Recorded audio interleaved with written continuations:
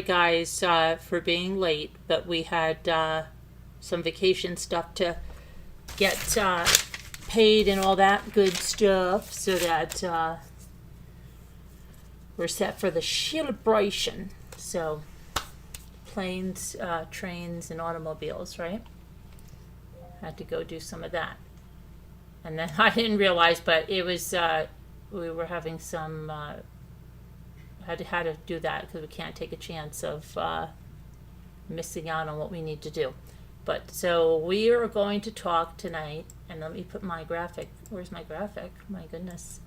So last night, hopefully you can hear me, when I was, get over there, when I came off the live, what I saw was Richard Allen, his interrogations, and his prison confession. So I said to Scooter, I think I'm going to go listen to them.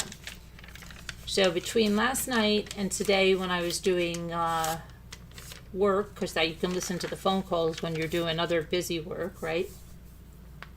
I listened to them, and I'm going to tell you what my take on them is, and you can see if you agree with me, or if you don't, you can I don't care what your opinion is. You can have a different opinion. In fact, that's fine. If you have a different opinion, I'm totally fine with that. I just want to make sure you can hear me. Can you hear me? Yeah, I hope so. I don't want to find out that you can't hear. Anyway, so what did I think? Well, they put him in there, okay, and the investigator that was there, I don't think he was like the greatest, like, I don't know, at one point he just like starts screaming at Richard Allen. But Richard Allen is really like kind of unmoved, and from what I'm seeing, like, he was not like indignant. Like, you would think if you had nothing to do with these murders, you would be indignant. Did you watch this, Scooter?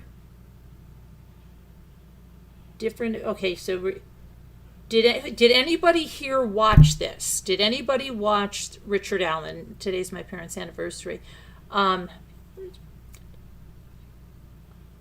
Did anybody watch it? I just wondered if anybody watched it.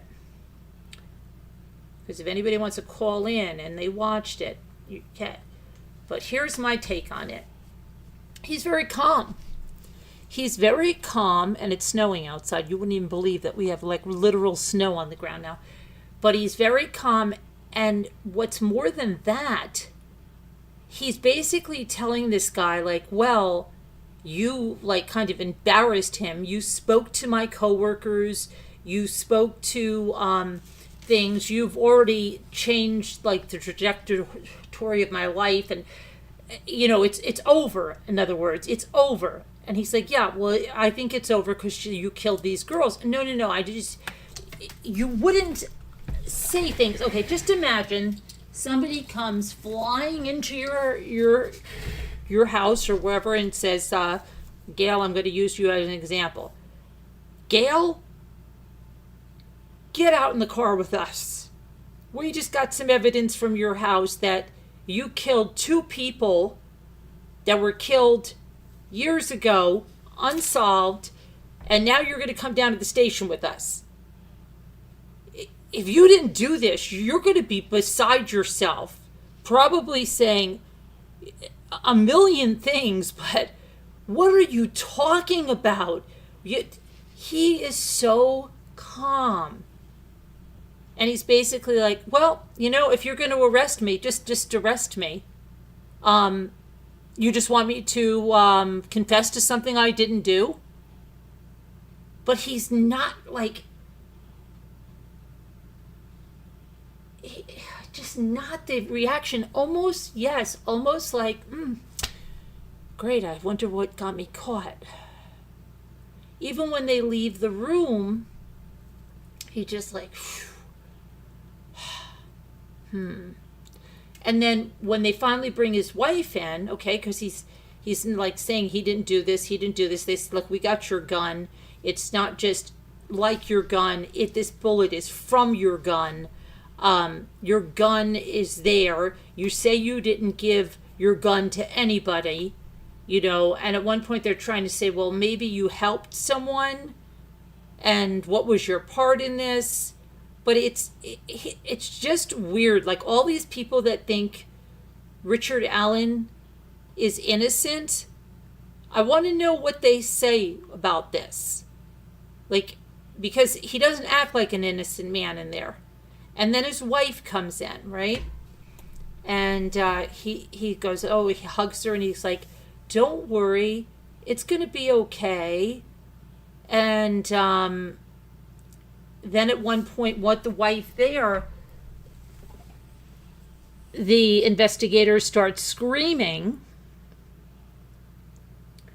and then he says, can my wife go? Can I give her a kiss? So he gets to kiss her and hug her, and she leaves.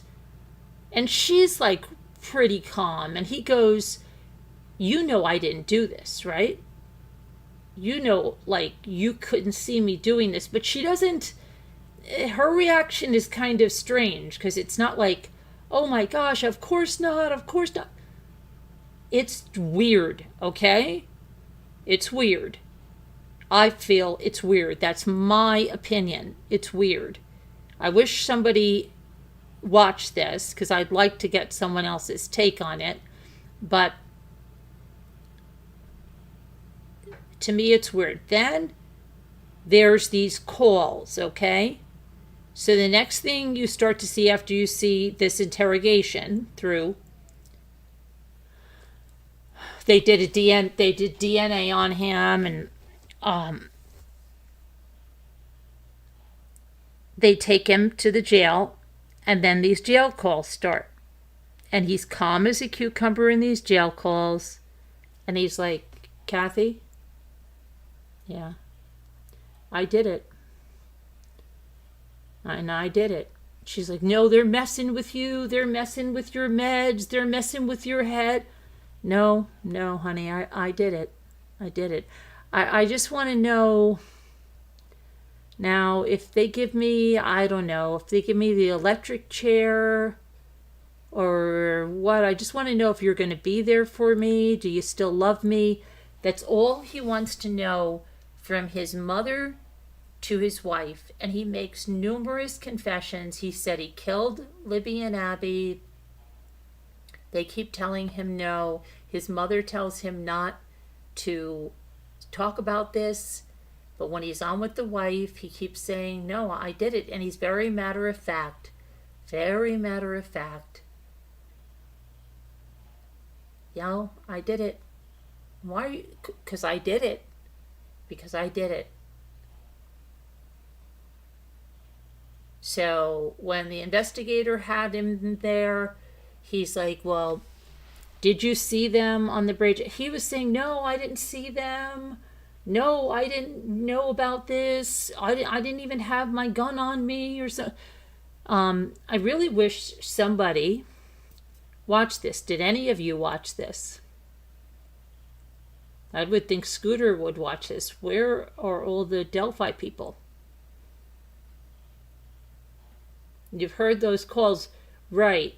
But did you ever see the interrogation? How come? He's like, well, then just arrest me now. Just, would be like, what? I mean, if that happened to me, okay, and somebody brought me down to the police station and said that I killed two people that I know that I didn't kill, okay, I would be screaming my flipping head off, okay? Oh my gosh, what, are you nuts, right? That's my gun? Well, then somebody must have taken my freaking gun and brought it down, because there's no flipping way this happened. You'd be calling people, let me get an attorney, let me get somebody here. Like, yeah, just be crazy. Wouldn't just be like, oh, well, you've really ruined things for me now because you talked to my coworkers. I wouldn't be worried that he talked to my coworkers, because I'd be like, you know what, you're going to be facing a huge lawsuit, okay, because you've arrested the wrong person. And you'll be issuing an apology to my coworkers, right, or whatever, but not just like, oh well, he's like, oh well, you set the ball in motion. You've already gone too far. Why would it be too far? If they got the wrong guy, what did he have to be embarrassed about when he went back to CVS or whatever, right? They would have had to apologize. Oh man, we grabbed the wrong guy. He's like, well, you've already done it. So I do think this, with all the stuff that went around in the trial, people thinking he's innocent, this 100% makes me feel he did this. He's resigned, yeah, I did it. I got away with it for that many years, 5 years. I think it was because it was 2022, right? So yeah, 5 years. All right, the show was over, and he just wants to hear from his mother that, now, will you love me if I did this? And she said, I'll love you no matter what. Oh, okay, good. And he wanted to know his wife, if she was going to be there, if he's executed. And she was like, oh, you're going to be back home. And he's like, I'm never going to be with you in that way. He means like intimately with her again. So he knows this. And she's like, no, you're going to get out. You're going to come home. But he knows this. So I don't know. I just feel that it makes me feel like very much so that he's guilty. Just how he's resigned to it. He's not, like, even when he says, well, you just want me to admit to something I didn't do.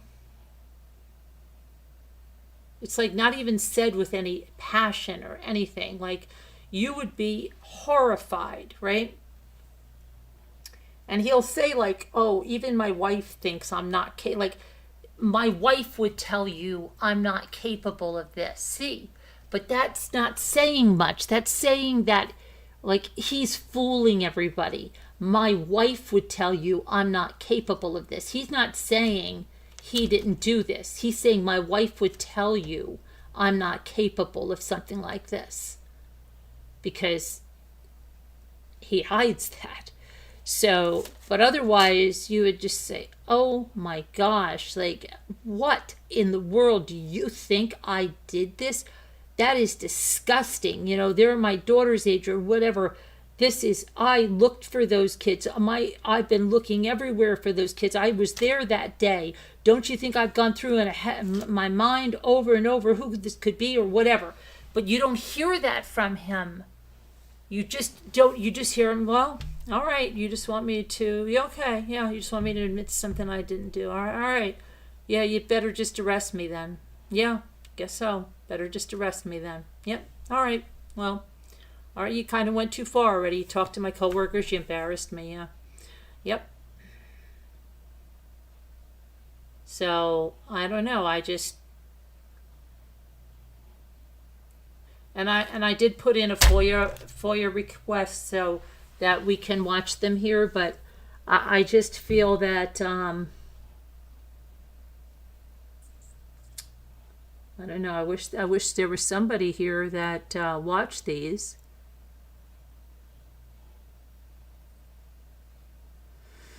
But and if there is someone to talk about them, you can let me know what you think.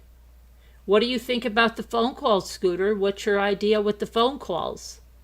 Because you think he did this, right? You are you one of these people that think he's innocent? What do you think about the phone calls? You said you heard those.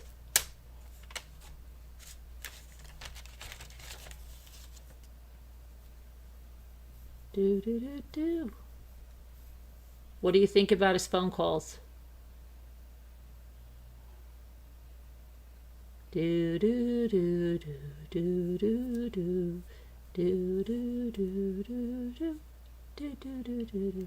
You think he's guilty? Okay. And what about his matter-of-fact phone calls? Like, I did it, Kathy. You did what? I killed Libby and Abby. I did it. No, you didn't. Yes, I did. I want to know if you're gonna still love me if they give me the electric chair. Like, what do you think about that? How resigned he is. Do you think like the wife is saying, oh, they're messing with your mind, they're messing with your meds, this is not you talking? And the mother tries to shut him down too. She's like, we're not going to talk about the case. We're not going to talk about the case. You say his mom and wife don't want to believe him. Right. They don't want to believe him.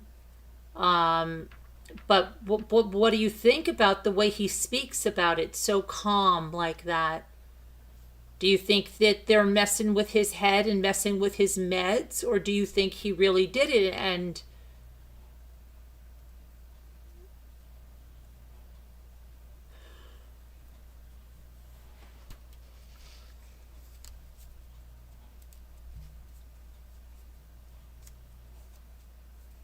no, because he just basically wants to know that his mother's going to love him and that he's not going to be alone and he's not going to lose everyone.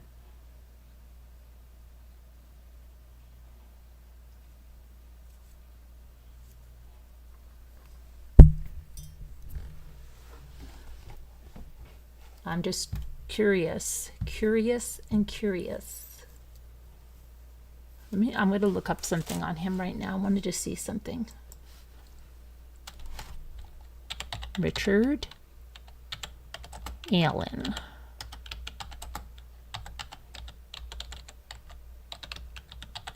I want to go and let's take a look at, since you guys are not really that familiar with this and you didn't watch it, let's look at some comments from people who did watch it. All right.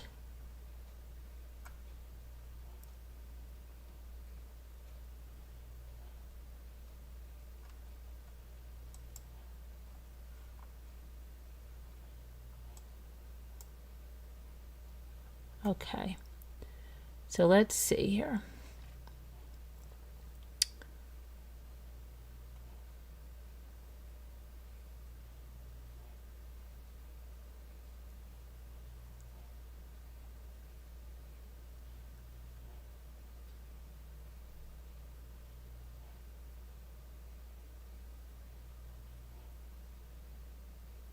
All right.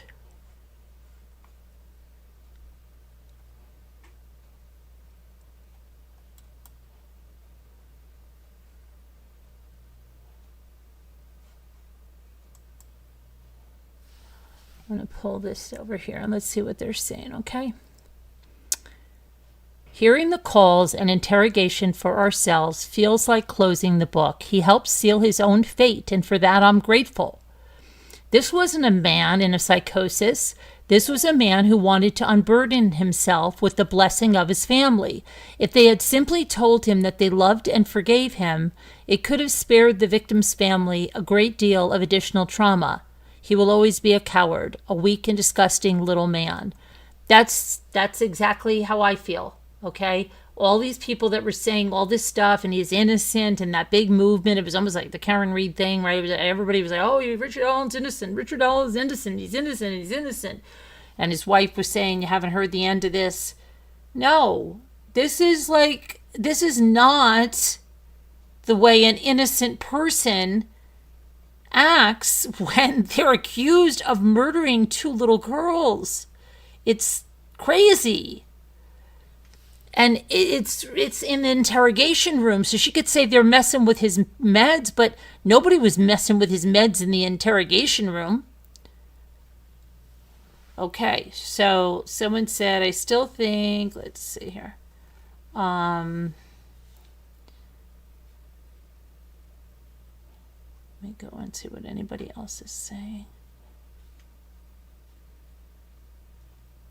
Someone said he has been rehearsing this for years. Imagine if you were actually innocent. How unbelievably shocked you'd be. Right, exactly. He's trying way too hard to be logical and deflect. He exhibits no disbelief or surprise. Exactly. Just argumentative and almost indifferent, like he's trying hard not to show any connection with what they're saying. It's weird. It is. It is strange. And I didn't read any of these comments or anything until now. Because when I look at an interrogation, I don't, Scooter, I don't even want any commentary with it. I have to watch it for myself, get my own feelings about it, and then I can go ahead and see if people are agreeing or disagreeing with me. But this is how I feel. He did not show the indignation that you would imagine somebody that's accused of killing 2 girls if he didn't kill them. You wouldn't be sitting there calmly like that. You'd be in such freaking disbelief. Let's see. So somebody said, I watched all the interviews and calls, and this was the only one that made me go, oh, shite. He 100% did this. He won't look at his wife. He keeps telling her she knows he wouldn't. Exactly. You know I wouldn't do this. That's the same thing. My wife would never think I would do this. My wife would tell you I could not do this. But he didn't say that he didn't. My wife would tell you that I couldn't do this. Right? And then when she came in, he said, you know I couldn't do this, right? I know that I couldn't do this.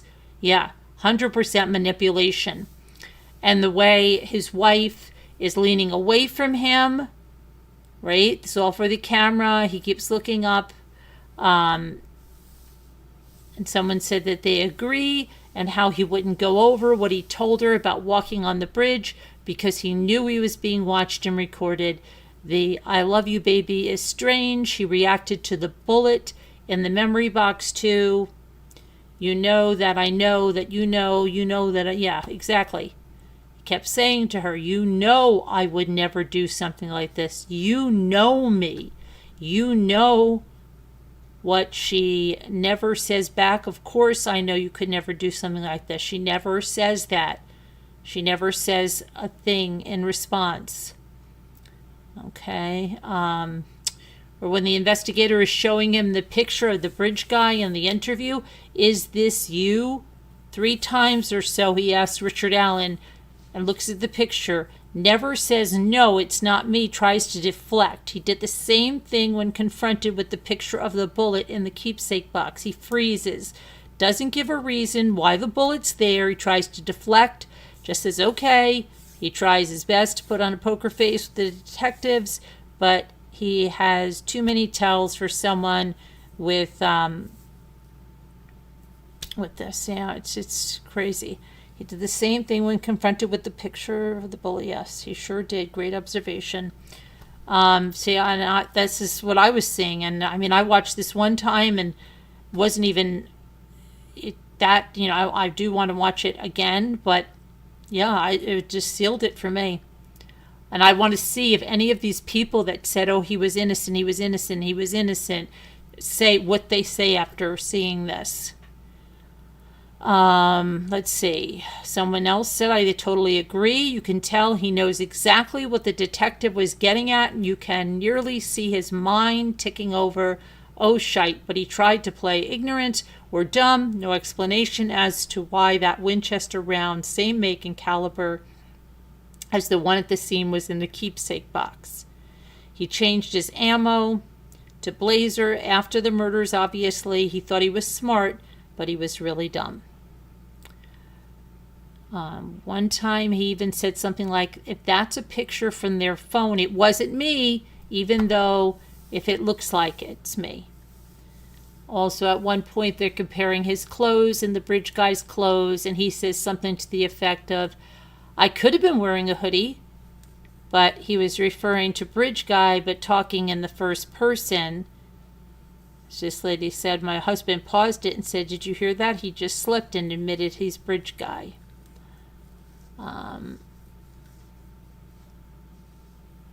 Someone said, I felt the same way about the wife. She never agreed when he would say those things. She seemed very distant. Yes, that's what I thought. Like she was like in shock. She definitely felt something was off with him. Yeah, because she was apologizing if she did something wrong, or yeah, if like, you know, with I guess with the investigators, she was worried about that. This was all confirming it for her. She stuck by his side. That I can't figure out. I don't know. I've been married 33 years. If I was to even think about staying by his side, trial would have done it for me, for sure. Let's see. Her body language when he is in that interview room is interesting. Notice the part where she cowered when he apologized for telling the police he wasn't on the bridge because he told her that he wasn't. The part where, yeah, is there a video from, okay, let's see. Later in the video, when Holman, the investigator, and Richard Allen are going back and forth, she stays focused almost entirely on Rick. I can't help but thinking she was processing this in the same way he acts when he knows I caught him in a lie. Let's see. She has seen Rick lie and downplay and feign exasperation many, many times to gaslight and manipulate her. She says every one of his tells on display, and she knows he's lying his arse off here. It didn't work on the investigators. It didn't work on Kathy, despite her ridiculous role in the prison calls where her denial is fighting tooth and nail to protect her psyche from the truth. I also noticed that he acknowledges truthful statements from the investigators by raising his eyebrows while looking down. You see the full paleness of his upper eyelids when he is like, oh, yep, that's true. It's another tell of his, though. Overall, if you think about it from the perspective of how one would get away with a crime while being interrogated, I thought Allen did a pretty decent job of not contradicting himself too much and being consistent with his answers, but the evidence was just too much to overcome.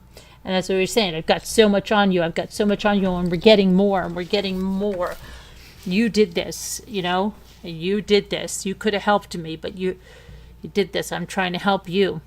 Okay. Let's see. They said the part where Allen scoffs and says something like, plenty of guys wear jeans and a Carhartt. And the investigator's like, you're right, Rick. Tons of people wear jeans, boots, and Carhartts, but you're the only one who admits to being on the bridge dressed in that very same outfit that day. The only one. Okay. Let me see here. Okay, someone said they 100% agree that Kathy so obviously thinks he murdered Abby and Libby in the video.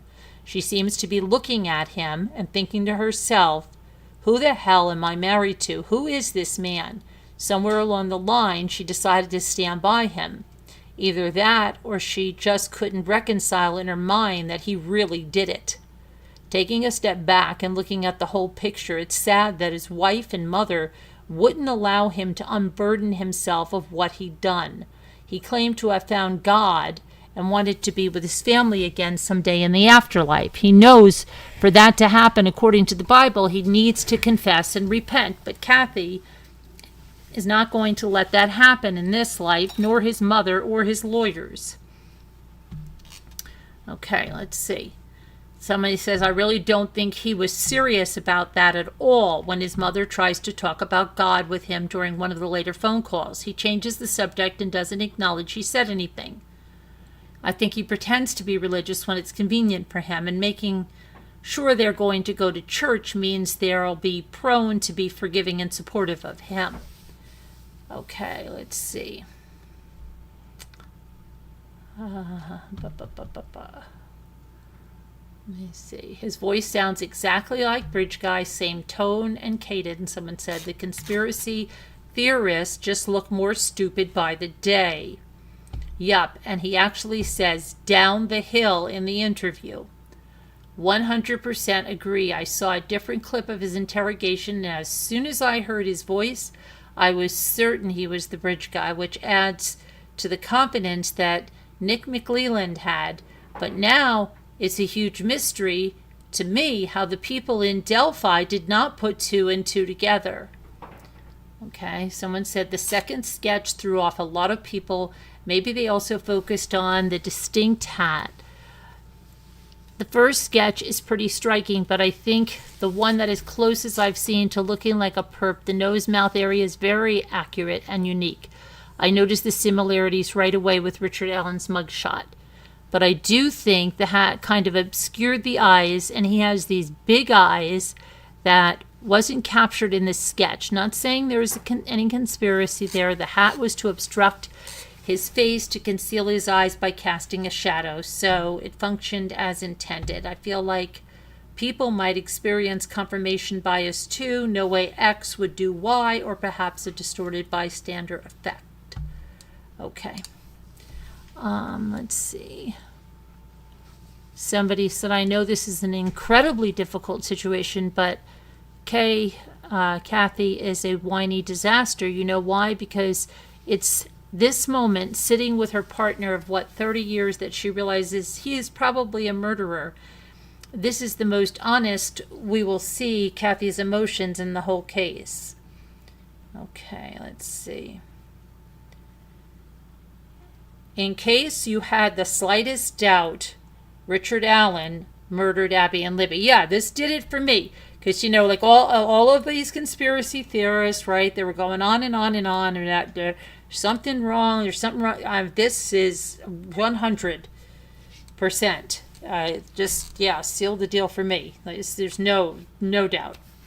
And I'm sure it did it for the jury as well. Okay, someone said, if I was accused of something I didn't do, especially something as heinous as murdering 2 young girls, I'd be fuming. I'd go nuclear. And if my partner came in, like his wife did, where it's clear she thinks he did it at this point, I'd tell her to go to HE double hockey sticks. He was way too calm and collected here. Yes, he was. He was way too calm. Yeah. All right, then you just better arrest me now. I'm done talking. You just better arrest me now. Yeah, I'm just done. You better arrest me. Okay. Let's see. Somebody said that they're usually cautious regarding the accused in high-profile murder cases, mainly because they don't want to be wrong in the long run. I reached a point where I was certain that Richard Allen was guilty, and I never wavered from that. But after watching these videos and hearing his actual voice for the first time ever, I am 1,000% sure that he did this. If he had never gone down to admit he was at the scene when he talked to the DNR officer, he might still be free today. He is not the brightest bulb. If someone had evidence on me for a crime I didn't commit, I sure as hell would be trying to figure out how that happened. Exactly. Like, well, let me see. Who could have gotten my gun? Who could have done that, right? But it's just so crazy. Not once did he offer any options or theories for the bullet. Of course, he didn't have one, but if I were trying to stay out of prison, I'd be doing whatever I could. Okay, let's see. Someone said, yes, at some point, Richard Allen is like, I don't want any more opportunities from the investigator. And to be fair, all the opportunities prior to that were obvious traps. I just want to help you. I can't help you if you don't do X, Y, Z. Dude, you're trying to close this case with incriminating statements. You are absolutely not trying to help Richard Allen in any way that matters to him, and he didn't take the bait. And then the investigator actually does give him an opportunity to come up with a cover story, but he's too stupid to realize it, Allen. The investigator suggests that maybe he would go fishing or mushroom hunting with his gun, and Richard Allen initially denies this entirely, and that he's never been there mushroom hunting with a gun.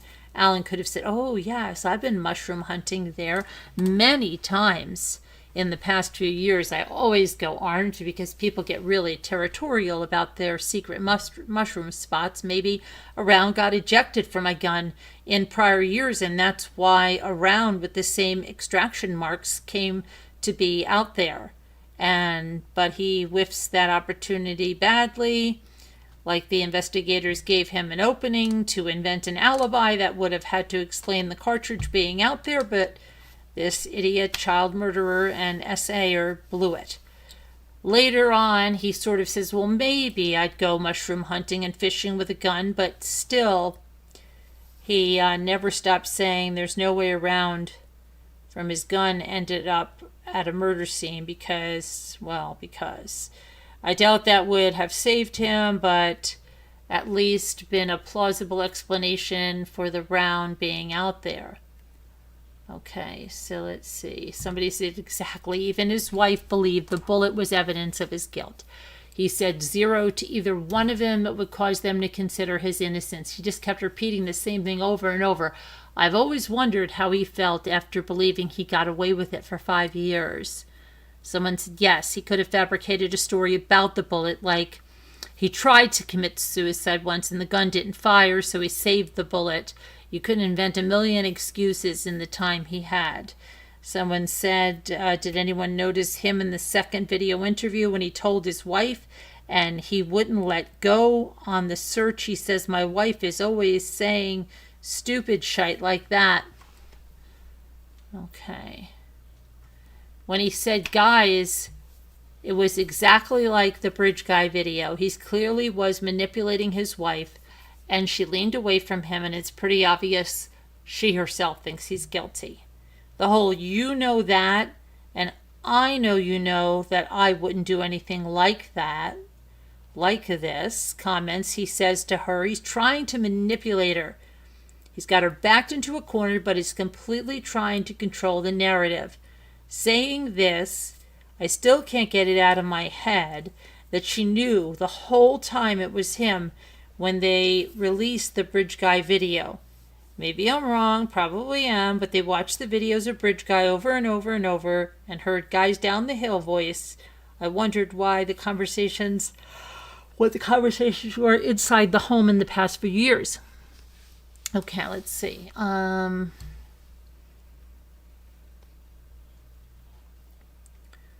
Let's see. What an act he put on. Kathy was definitely realizing her husband was the murderer. It was all clicking for her. She even freaks out because, from what I heard, he didn't even tell her he was on the bridge that day. The defense attorneys must have got a hold of her and put her in the mindset that he was going to be able to get off. Okay, and someone said, when I heard his voice and he kept saying, guys, he sounded exactly like Bridge Guy. Okay. He was manipulating and gaslighting Kathy. So bad in that part of the interview. Okay. Let's see. Someone said that rotten bastard playing his little cat and mouse game with the detective who clearly saw through Richard Allen's charade and then gaslighting his own wife. It's crystal clear from Kathy Allen's words, especially her body language, that she knew there in that interrogation room that Richard Allen committed the murders. You could tell that Kathy saw her world crumbling down around her as she realized that Richard Allen was the monster who murdered the two girls. I really felt sorry for Kathy Allen, who's in for many, many years of emotional suffering and great sorrow. I hope she leaves RA soon, they said.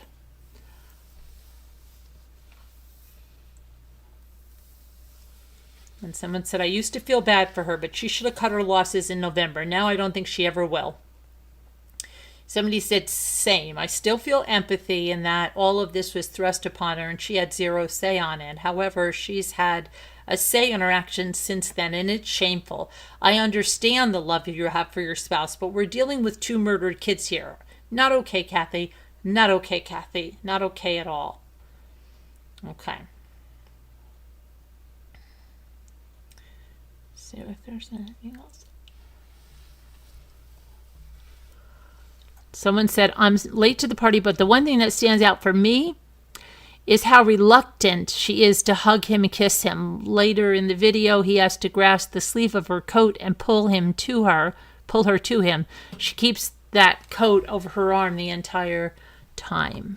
Okay, so yeah, and so I'd say that's definitely the consensus, what's going on, that we arrived at.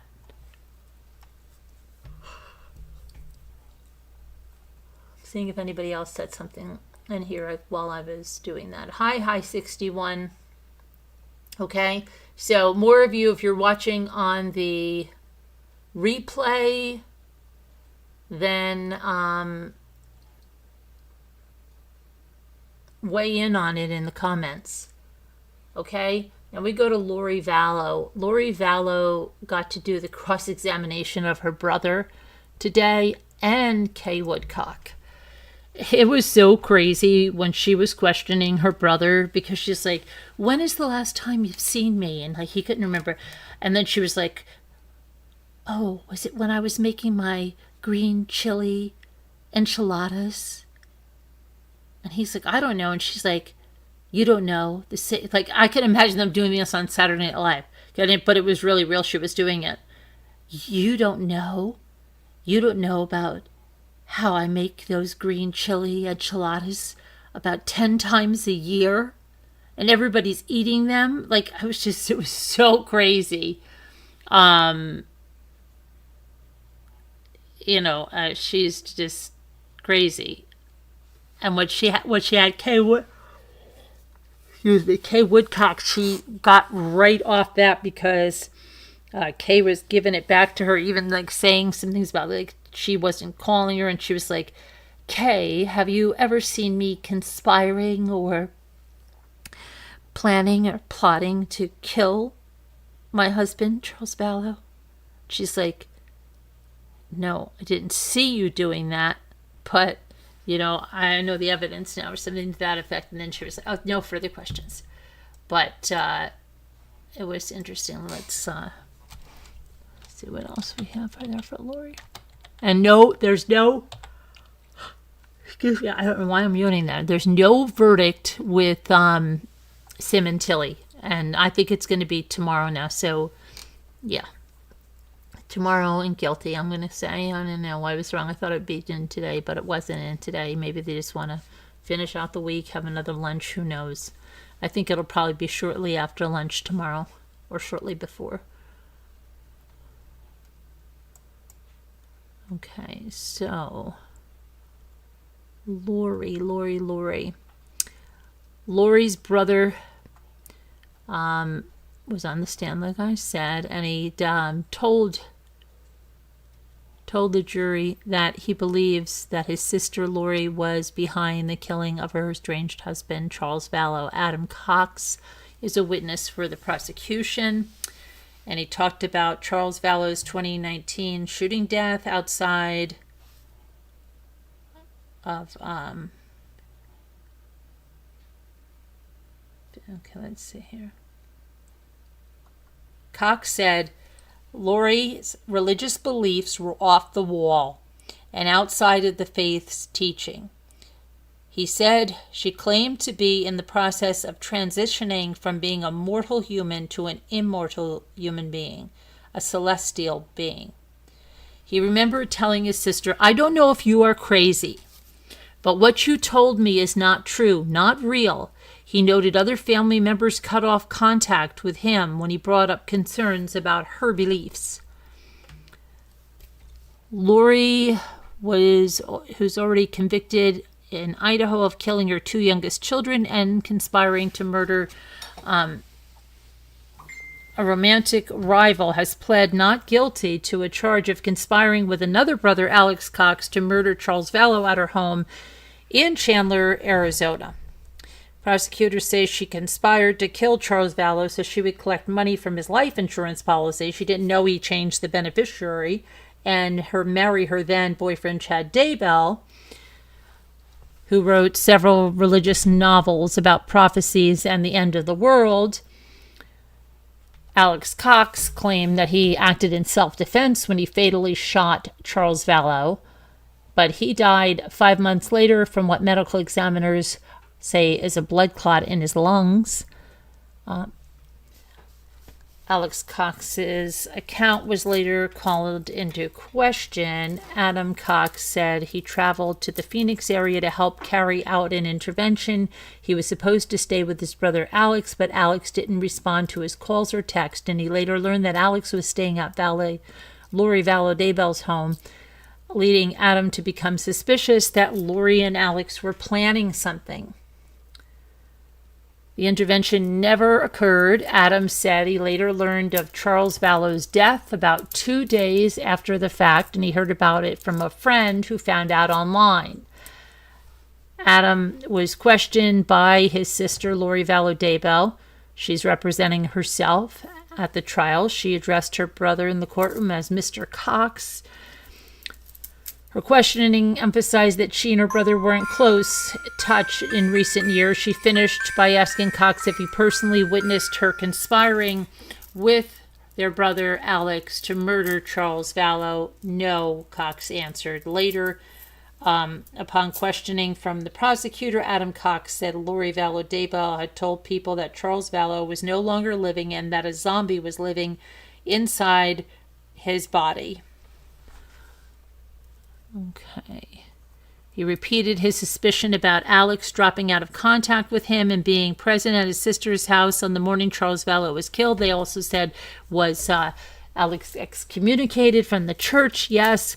If convicted in Arizona of conspiring to kill Charles Vallow, she would face an additional life sentence.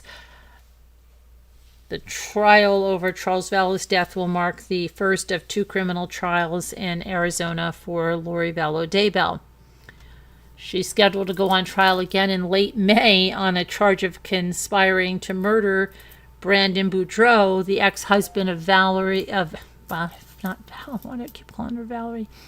Vallow Daybell's niece, Melanie Pavlovsky. Lori Vallow Daybell has pled not guilty. If convicted, she can face another life sentence.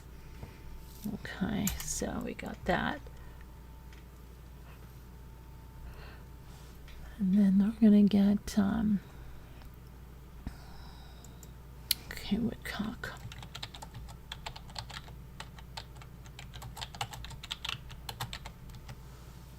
Okay.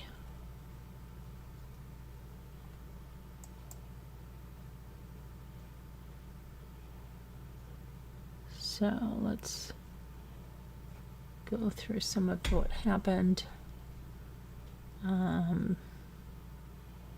Colby Ryan was in the courtroom. Colby Ryan is Lori's son. He was sitting next to Kay Woodcock. And this is the first time that Colby sees his mother in person since he testified in the Idaho trial 2 years ago. Wow, 2 years ago already. When he walked in the courtroom that day in Idaho, Lori looked over and mouthed, "My baby."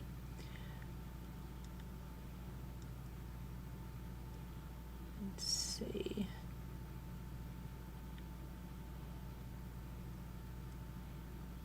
Trina, okay, okay. Adam Cox was the first witness, like I said today, so they had him up there, and Adam knew Alex Cox regularly went shooting. Adam never told anyone in the family about the intervention, yet Lori told police she was aware that Adam was planning an intervention. It wasn't something you told her about, Trina asks, and Adam said no.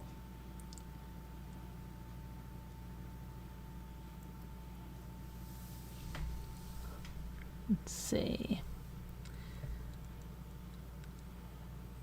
Okay, the next, Serena Sharp was the next witness.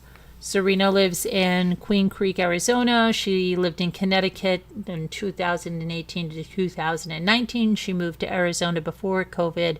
She is a Latter-day Saints and raised in the church. She considers herself a spiritual person. And she was attending a Prepare a People conference. They help people with emergency preparedness and preparing for the second coming of Jesus Christ. She attended a conference in Arizona in November of 2018. She knew 2 people, Melanie Gibb and Jason Moe. Melanie and Jason both offered a place in their home for Serena to stay. Melanie agreed to pick Serena up at the airport, and after she picked her up, she said, well, instead of going to her house, Melanie's house, she had a lot of people over. She was going to go to Lori's, And she had never met Lori before. They asked her to pick her out in the courtroom. She points to her, and they put it on the record. Serena said she spoke to Chad that weekend. She saw him at another Preparing a People conference in February 2019 in Idaho. Serena contemplated moving to Idaho, and she learned that Chad lived in Idaho and met with him about moving there, and she was house hunting with a realtor in Rexburg, Idaho. Serena knew Lori was married when she was staying at her house. Serena had no idea that Lori and Chad were having an affair, and Serena left the house for the weekend. After the weekend, she was invited back to Arizona in March of 2019 for a girls' weekend. The girls' weekend was going to be at Zalima's house. That's Alex Cox's significant other. Serena thinks she met Zalima at the first Preparing a People conference in Arizona. Lori, Melanie Gibbs, Zalima, Christina, Nicole, and Serena were all part of that girls' weekend. They were all members of the LDS Church. Lori began telling Serena things that went against the teachings of the LDS Church. Lori told Serena she no longer needed to repent. Serena talks about what repentance means. And Serena doesn't remember if Lori was just talking about her not needing to repent or the group of ladies. Serena had been interviewed by the police once in April of 2021 at Chandler Police Department. During that interview, Trina told officers that Lori said, "We don't need to repent anymore. We've come to that stage." Serena said she was trying to get us all to believe that. Serena remembered that Lori was talking about light and dark levels. We remember that. I remember her talking about changing physically and spiritually. Trina asked if Lori ever talked to Serena about casting. She did. Serena believes Lori is the person who brought up casting, and it was all spoken about on more than one occasion. Trina asked about the girls' weekend in March of 2019. Lori brought up the casting. It was a cleanse or a casting out of evil. Serena had prayed to get rid of evil. Okay. Trina asked if during the girls' weekend that Lori talked about her husband being possessed. Yes, she did, said the witness there. I recall that she spoke about her husband being possessed by an evil spirit that she named Ned. Trina asked Serena if she's someone who questions things. Serena said she does question things, and she was asking a lot of questions to Lori about casting. She also spoke with the other ladies. Trina got the impression the evil spirit named Ned was now in Charles's body based on how Lori described it. Serena heard Lori use the term zombie. It stuck out very much. Let's see.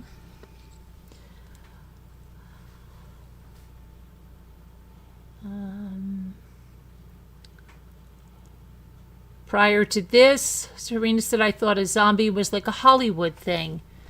She tried to relate the zombie to the evil spirit inside somebody like her husband. According to Serena, Serena says once she started raising questions about the casting and belief, things changed.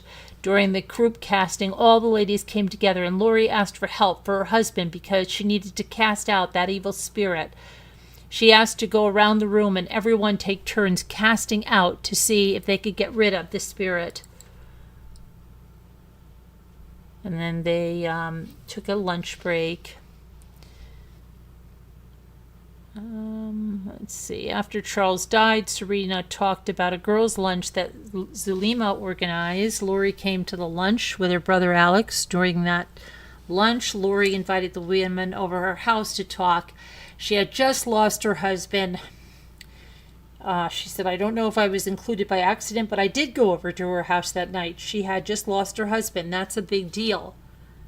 Serena went into the house and says multiple women were there, and Melanie Gibb was there, and so were some of the other ladies. This was the end of July, beginning of August of 2019. Trina asked about Lori's demeanor. Serena said Lori was stoic. She didn't see anyone mourning or crying, and Serena never saw Lori again. Okay, so then Lori is just going to cross-examine this witness. As she says, Ms. Sharp, did you take an oath when you came in the courtroom today? Yes. Did you raise your right hand? Yes, I did. Did you swear to tell the truth, the whole truth, nothing but the truth? So help you who? God. Lori says, so we can agree that this testimony in this court will be held accountable to God? Trina made an objection. The judge sustains. Lori argues that the prosecution brought up religion. The judge said he didn't ask for an argument. Lori asks Serena how many times they've met in person. Serena believes it was 4. Lori asks how many times just Lori and Serena spoke, just the two of them. Serena remembers 3. Lori asks how many times they communicated on the phone, just an estimate, and Serena says multiple times. Lori asks how many times they conversed via text. Serena said she wasn't sure how to answer that, multiple times, so it would be fair to say that some of the things you remember are from other people and not actually from me to you directly. Serena says perhaps. Lori asked Serena for specifics when Lori brought up zombies, saying, you're saying under oath that I said the word zombies at that girls' meeting?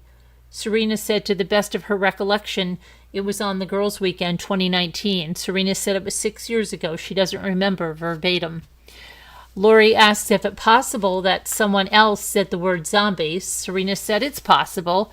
Lori asked Serena what sentence she said to her with the word zombie. There was an objection from the prosecution. Asked and answered. The judge overrules and allows the question. Serena says she doesn't remember verbatim. It was 6 years ago. Lori asks Serena who the 3 neophytes are in the Book of Mormon. Serena says she doesn't know off the top of her head. Lori responds, okay. Lori asks Serena if she knows of John the Revelator and John the Revelator being translated. Trina objects, out of scope. Lori tells the judge, I've been accused of being out of the scope of the LDS religion when this is exactly in the scope of the LDS religion. The judge allows the question and Lori proceeds to say, is it fair in the Christian belief system to believe in people being translated? Serena says she isn't qualified for all of Christianity to answer the questions about translated people. Lori says, okay, are you a Christian who believes in the Bible? Serena says, I believe in the Bible, of course. Lori asks about the girls' weekend and what else they did besides the one prayer. Serena says they went out for lunch, they went to temple, and they did service projects. So we had a typical fun girls' weekend with 5 minutes of prayer. Lori responds, and Serena says she doesn't remember how long the prayer was. Lori asks how long the prayer was. Serena doesn't recall. Okay. Lori asks if Serena is still in touch with Melanie Gibb. Serena says, occasionally. Lori says, you said in your testimony earlier that I said I believed I didn't need to repent and you were shocked. What did I say to you exactly? Serena says she doesn't remember verbatim, that it was over 6 years ago, but something to the effect of not needing to repent. Lori says, you remember that coming out of my mouth to you specifically? Serena says, yes, it was very clear to all of them. Lori asks if she was teaching a class. Serena says, no. Lori asks why she would be speaking. She says, sometimes we take turns when we speak, Serena says. Lori asked Serena, you said something about being uncomfortable that weekend, with some of the topics. Why didn't you just leave if you were so uncomfortable? Serena says, I wasn't comfortable with some of the topics, and I was there with friends that I had flown across the country, so it wasn't easy to leave. Lori, but you're a grown woman. You have your own mind and opinions, Serena. And then she says, yes, of course. Lori asked, is it fair to say they had a fun weekend? Serena says, that's true. It was a good weekend. And now you've changed your mind a little bit, Lori says. Lori asks how many times Serena was interviewed by police. Serena says a couple of times. First time with Nate Moffat in the spring of 2020. Serena doesn't remember how long the interview was. Okay. Let's see. Lori asked what Serena would have contributed by meeting the police for 90 minutes about someone she has only met a few times in her life. Trina objects due to speculation.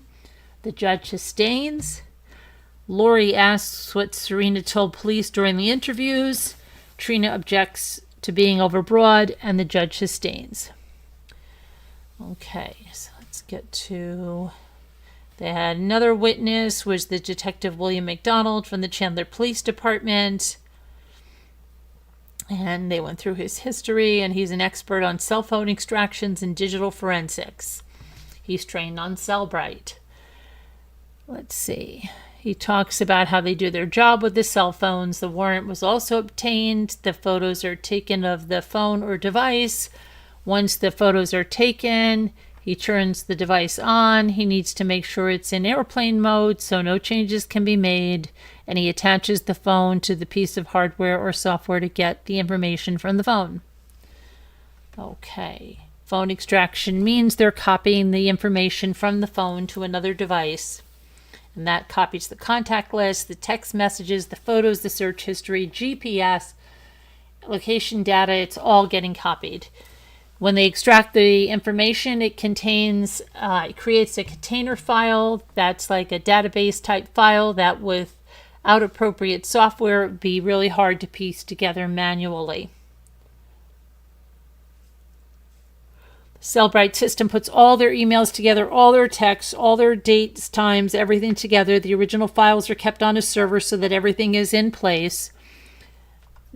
Okay, let's get up here too. The next witness was Marissa Francisco. She works for the Chandler Police Department. She's a forensic scientist with Chandler. She's worked there since August of 2018. She was previously employed at the Arizona Department of Public Safety. She's a latent print analyst. She has a Bachelor of Science in Biochemistry and a Master's of Science in Forensic Science. Let's see what she's got. Latent by definition is something that is present but not visible. It's an impression that is not readily visible. Techniques are generally to visualize the prints. Okay. Right,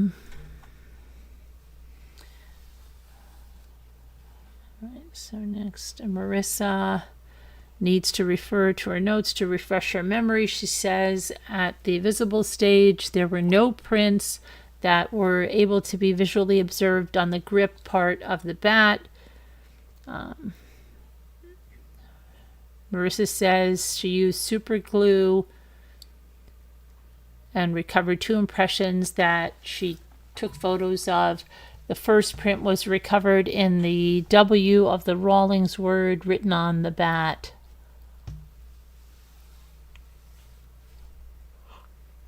The second print was from the letter G that appeared to be fingerprints. The first image indicated it was a fingerprint by the size of it. Both impressions for NVID, no value for identifications. They lack sufficient clarity or uniqueness to identify who the prints belong to. Okay. She would not be able to identify who made the impressions. She was first asked to compare the 2 impressions to 3 individuals: Charles Vallow, Lori Vallow, and Alexander Cox. Okay. Marissa was requested to compare the 2 impressions on the bat to Charles Vallow to see if she could determine if they did not originate with Charles Vallow. She went through the process, and during the comparison and evaluation, she determined the print was inconclusive to Charles Vallow. There wasn't enough in the print to get any solid info. Some results on the second print were inconclusive to Charles Vallow due to the lack in detail of the print. Marissa was not asked to compare the print to Tylee Ryan. This ended her processing. Next witness was Kay Woodcock, Charles Vallow's sister. She lives in Lake Charles, Louisiana. There are 6 kids in the family. Charles was number 3. The kids are Carrie, Susan, Charles, Jerry, Kay, and Bobby. Kay said she was very close to Charles. She did not go to Lori and Charles's wedding in 2006. They were married in Las Vegas. In March of 2006, there was a family gathering near Austin to celebrate the wedding.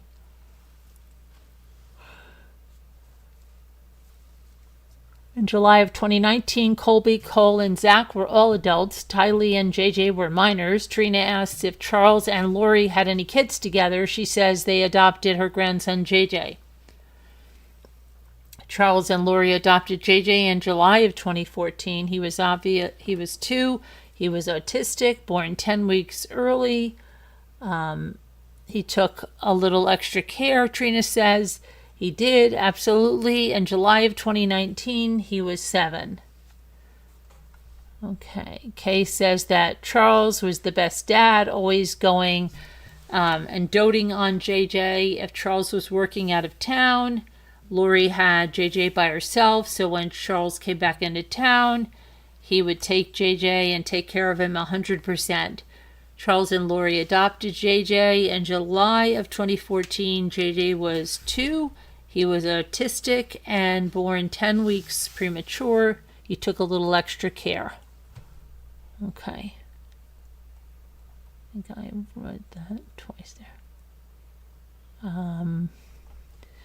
When Kay was there, Lori showed up at the house as Kay was helping him pack. Charles had to change over all the passwords and computer logins for the company, so Lori couldn't log in. Kay and Larry owned a transportation company for the oil and gas industry. When Kay was there, Lori showed up at the house as Kay was helping him pack. Lori started to yell at Charles. Why did you take JJ? Why did you take him out of school?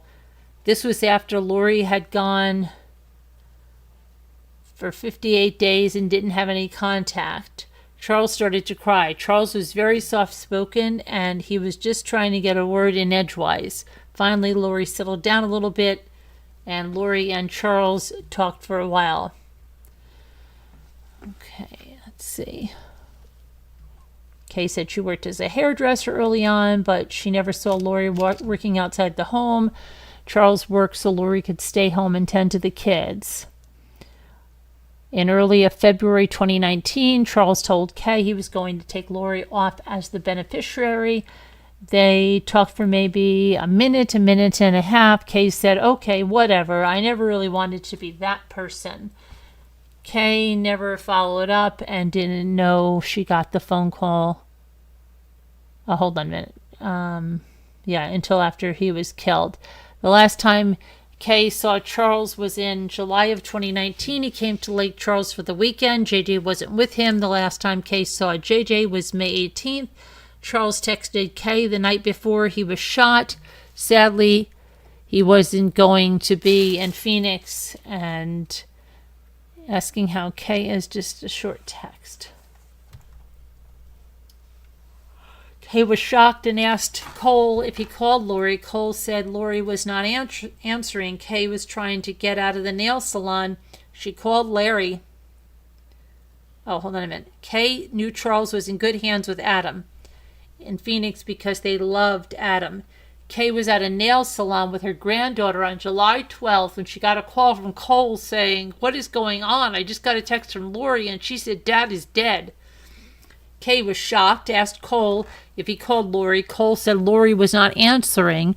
Kay was trying to get out of the nail salon. She called Larry, her husband, started to do some research. Larry called Kay back and said, "He's dead. Alex killed him yesterday." Kay begins to cry and says, "It was horrible. I had to call my siblings and let them know." She started to sob. Everybody was freaking out. "I don't know what to do." Okay. Kay tried to reach Lori, but Lori was too busy to talk to her. A few people in the audience are very emotional, wiping their tears, crying. Kay ended up calling a detective in Chandler to try and get information. Kay got on a plane and was there by noon the next day. They met with Detective Moffat and told him about the life insurance policy. She didn't know if Charles had ever changed the policy, and we had to get JJ. He was not safe with her. Lori had Charles cremated and had his cremains sent via FedEx to Kay's office. Some high school jackets and some trinkets were also sent. Charles had a watch collection, and she just sent some crap. Trina asked if Kay set up a service for Charles. She said they made arrangements to have a memorial service in August. Kay was trying to be nice to Lori because I knew she had something to do with his murder. Kay said she isn't the one who can just lie off the cuff. So when Kay did talk to her, it was a long, awkward conversation. Lori gave permission for Kay to go to the Hudson house and get whatever she needed. Nothing belonging to Charles or JJ was there, just his business files and the big furniture.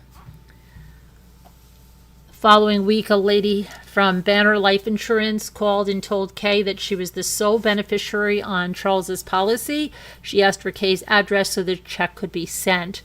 Lori sent Kay a text one night.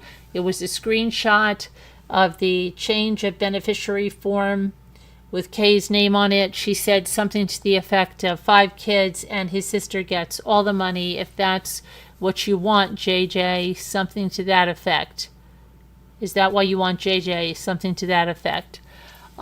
Kay says that was a dumb statement. She had Colby, Tylee, and JJ, and Colby was out of the house.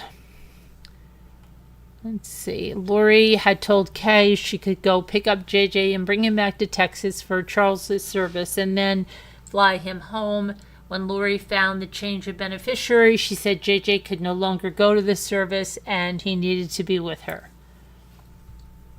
Kay had no further communication with Lori. Trina's done. Lori's going to cross-examine Kay now. That should be good. Lori asked Miss Woodcock, were you born on where were you on July 11th, 2019? Kay answered, at home in Lake Charles, Louisiana. Lori asked Kay if she was aware of this relationship between Charles and Tylee. Kay said it was contentious and always some drama going on. She didn't say too much about it and she didn't pry. You were never really aware of the events that happened that morning. Kay said, no, I wasn't because you didn't tell me. Ms. Woodcock, did you see or hear me conspire to kill my husband, Charles Vallow? Kay said, no, but I saw a ton of evidence. And then Lori said no further questions. Trina clarified about the relationship between Charles and Tylee. Kay said she was a teenager and they did have some good times, but there were a lot of issues with her dad, custody. It was a mess. Tylee has a lot going on in her life. Okay. Trina asks on July 11th, did she have any idea her brother was dead? No, not at all. How would I have known? Kay said she learned from Google that her husband found that she learned her brother was dead. Trina had nothing further. There's no juror questions. Kay was released. And then the jury left the room. There was nothing further. They're not having court tomorrow. So we're still going to be watching Monica Simontilli. And they're going to return next week. Okay? So now we're going to go to the horrific case of the identical twins in Frisco, Texas, and Austin Metcalf, whose picture's up there, who was stabbed by someone that was in the wrong tent at a track meet. And it's terrible, but people were asking, are they going to be able to seek the death penalty? Are they going to be able to seek life without the possibility of parole? And the thing is, Carmelo Anthony, that's the suspect, that's the person that's charged in this, because of his age of 17, the answer is no to both of those, even to life without the possibility of parole. They can't do that. They can't do the death penalty So that's all off the table. So people were really like losing their minds. And meanwhile, Carmelo Anthony's GoFundMe has raised more than for the family of the victim. And there's obviously something that's wrong on that GoFundMe. There is something that is written there that's just horrible. Like it's, they're trying to say, oh yeah, if you knew it was going on, you'll see all this and it needs all that. And it's not, it's just not good. But let me go and get some of the stuff that's going on here about, because the parents say, oh, it's not what the media is portraying, but their spokesperson had to admit today that this thing that they're saying that they knew each other and that they were bullied or that they were, no, they had to get down from that. Sit down, sit. That didn't happen. So let's see here.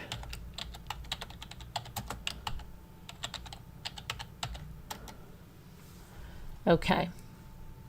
Carmelo Anthony's fundraiser is nearing $300,000. Just crazy, right?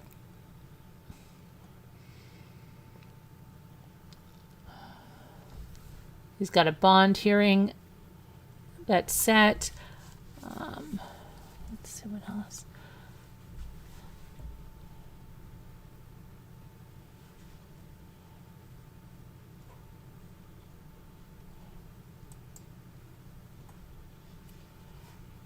Okay.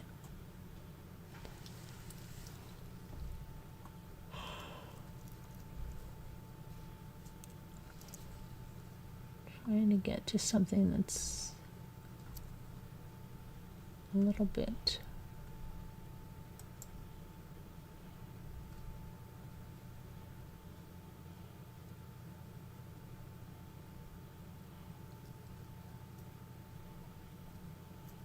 Because they keep not putting much about there. Let's see. Okay, let me go put.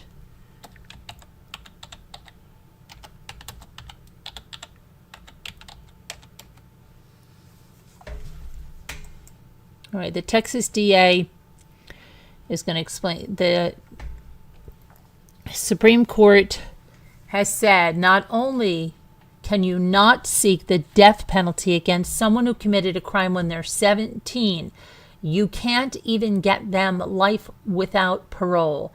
This would not be something we could even do if we wanted to, said the Collin County District Attorney Greg Willis.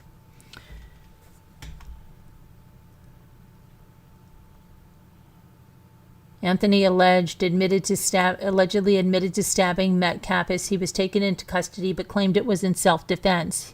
He was charged with first-degree murder and is being held in Collin County Jail on $1 million bond. His legal team has asked for a hearing in which they will request the bond to be reduced. Okay.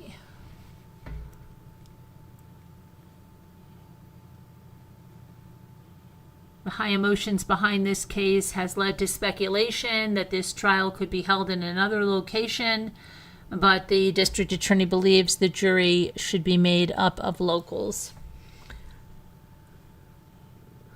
What's this now? Ultimately, that'll be a judge's decision to make at the time of trial, but yes, this happened in Collin County, and I want Collin County citizens to be able to decide this, Willis said.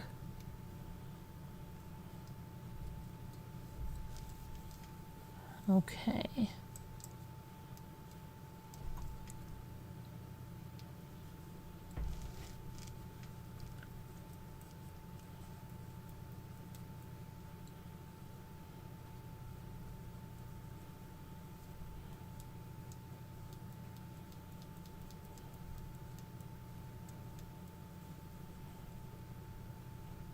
Let me see what this is about.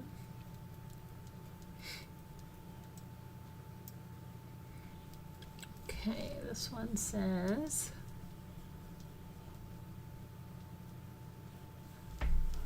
so it loads up here.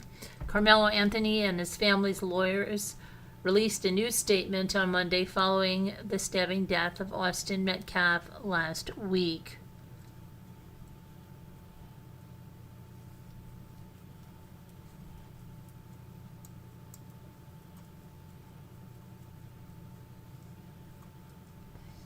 Here.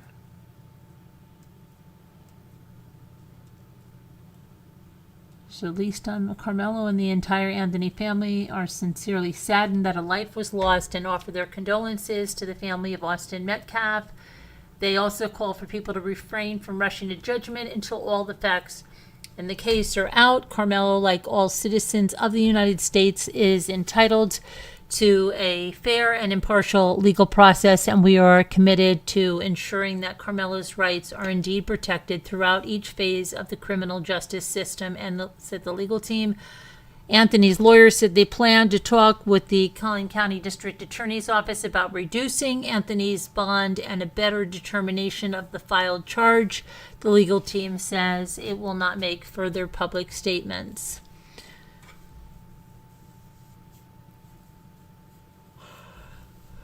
Let's see.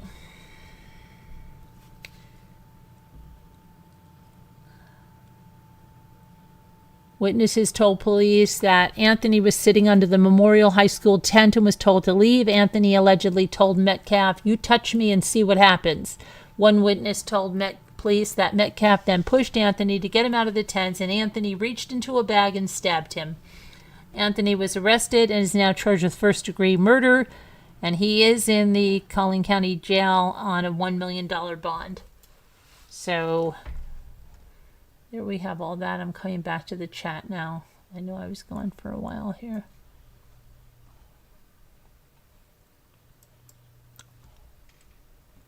Okay, here I am. Hi, it's just me. Hi, little lady. Okay, hi, it's Bink.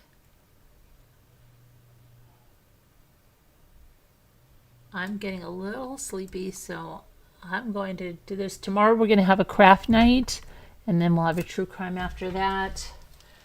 I think that's how it'll work, or maybe if it's, depending on what it is, maybe if it's a true crime and craft and it's really interactive, we'll just do the one, and maybe I'll do something before that. I don't know. You never know the way it's going to go. So you have to always be staying tuned. We never know how it's going to go. And I have to go out. I don't know. Jimmy's supposed to go out and get something, or I have to go out. I don't know. We'll see how it goes. Okay.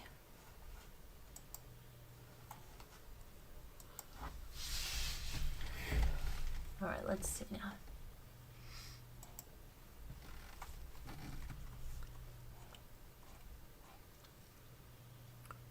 Hi, hi, hi, hi, hi. She lost her cocky attitude with May. It's just me. Said, I think she knew not to push Kay. Kay put her in her place. Oh, yeah. Yeah, I think so too. She was like, yeah, that's enough. Right?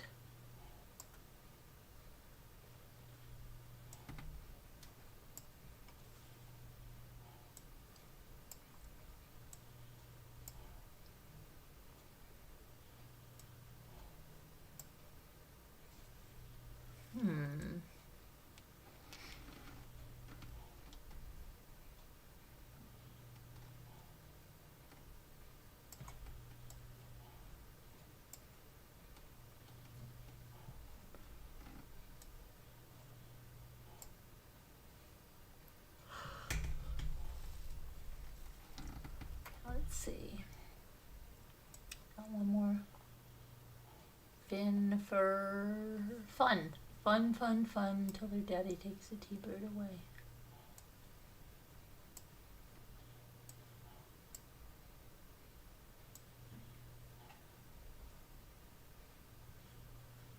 Uh-oh, come on, stop.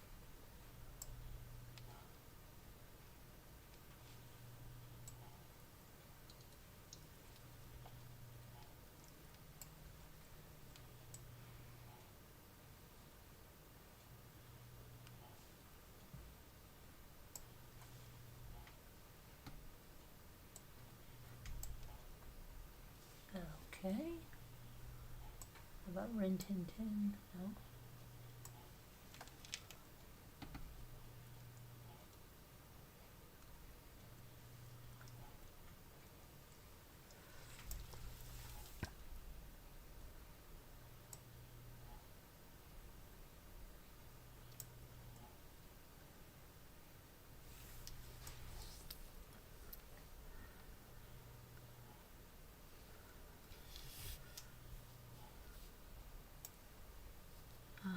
Oh, I know, run.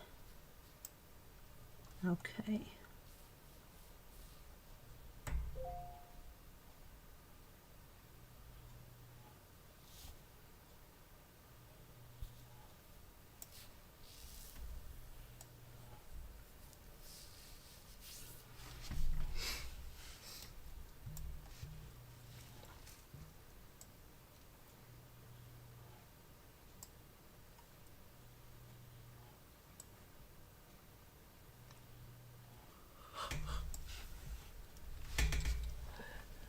Sorry that I'm yawning like this. Oh my gosh, it's really bad.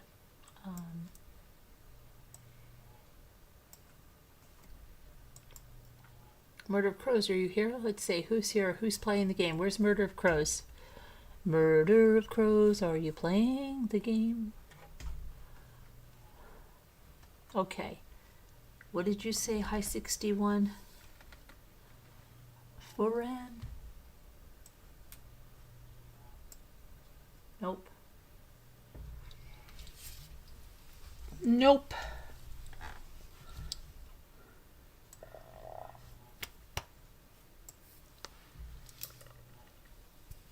Oh my goodness. We've got to have an R word here. We'd have rain and then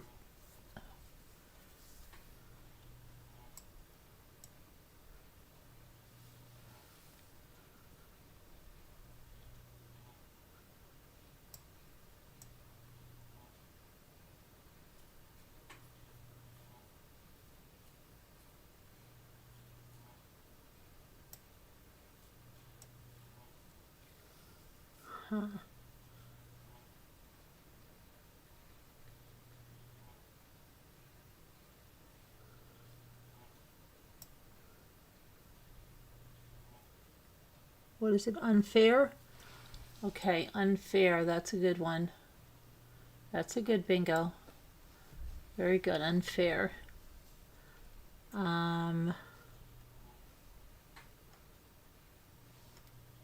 Fair. Okay.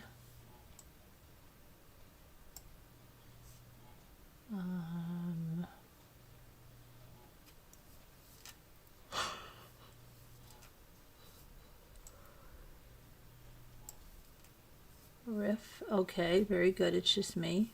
Funfair.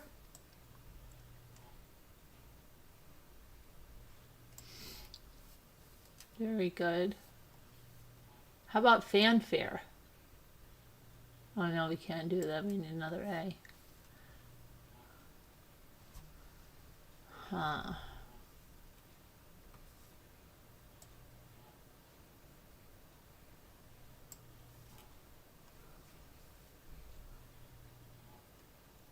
Gruffin.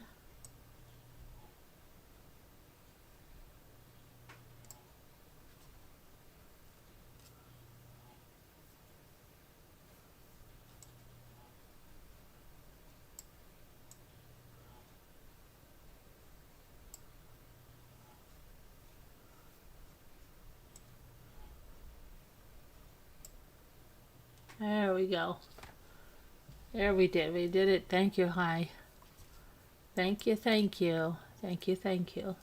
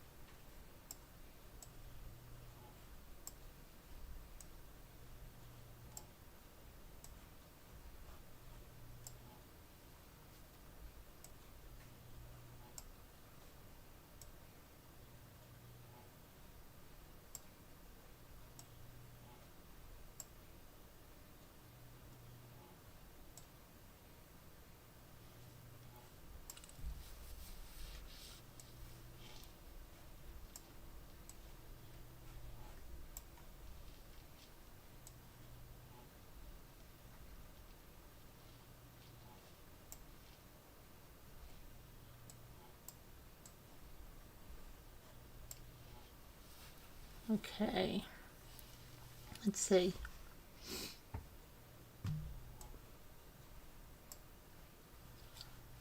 All right.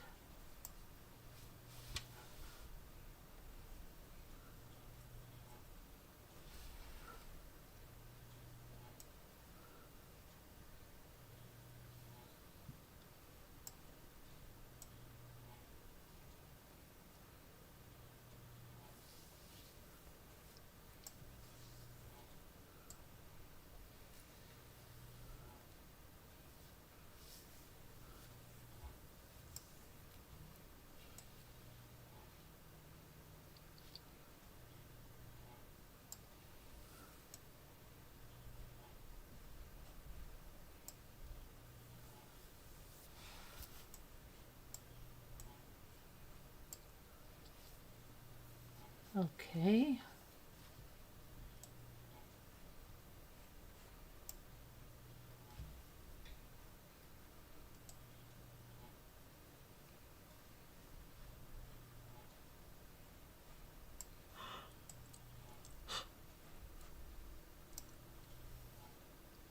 Okay.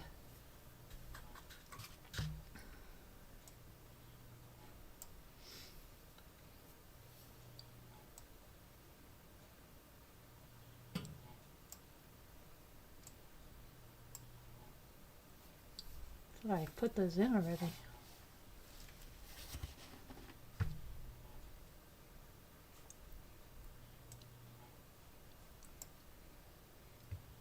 Okay. And then we've got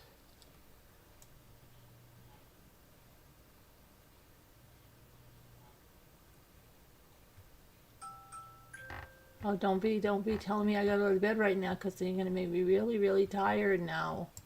Guys, the thing is saying I gotta go to bed.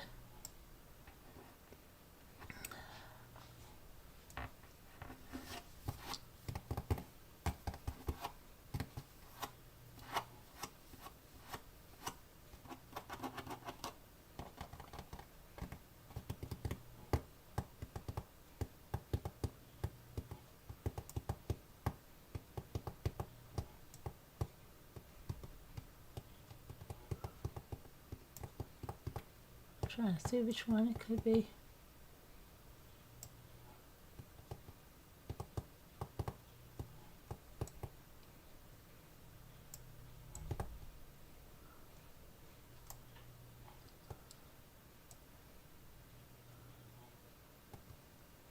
I think I'm going to call it a night. I'm falling asleep here. I am falling asleep and I'm going to just fall down.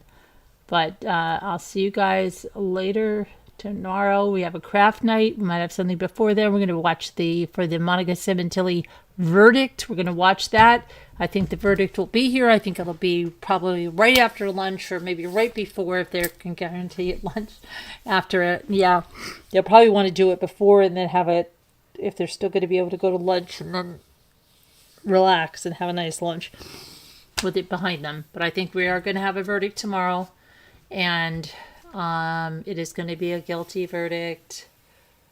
Oh, a horrific, I do want to tell you something about something in New York. A horrific helicopter crash. It was a sightseeing helicopter. It was a family from Spain with their 3 young children and the pilot of the helicopter. The helicopter broke into pieces, like it literally, the rotors, the tail, you saw it fall into the Hudson River, and it just looked like that part of it just went straight to the bottom. They found the bodies of everyone, no survivors. It was cold. It was about 46 degrees where that happened, and they were again on a sightseeing tour, and horrific crash, and an entire family is not here, and the pilot. So very sad. I wanted to bring that up. But anyway, I will see you guys. Prayers for them and for everyone else that needs them. And I will see you guys tomorrow, God willing, and we'll have some more fun. Yeah, it was terrible, little lady. They had just gotten into the city from Spain. He worked for Siemens, and yeah, horrible. All right, everybody. See you tomorrow. God bless. Prayer. See you. Your whole life can change in a second. All right. Bye, everybody. Be kind.